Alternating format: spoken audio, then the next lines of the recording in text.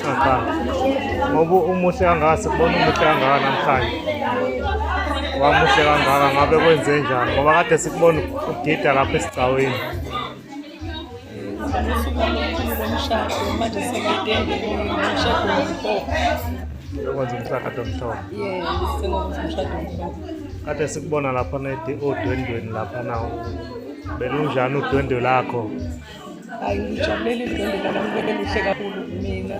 Ngibe happy kakhulu. Igama lami ngingubongo Mphayo, umnyamana wakhozi. Ngizalele la eNewspaper, ngikula khona la eNewspaper ngaphansi kweNkosi uNgcobo.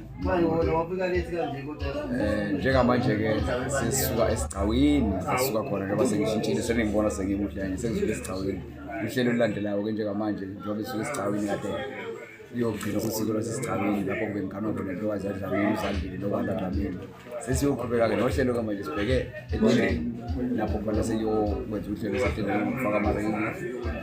Wamuhle kangaka sikubona usugqokile kade ngithi ngiyakuphuthuma ngifuna ukubona usagqoka isidwaba ngibone isidwaba ubusigqokile noma nje bengingaboni kahle. Isidwaba bengasigqokanga angikho kahle la edwabeni. Ungapha lapha kumhlophe khona. Angikho.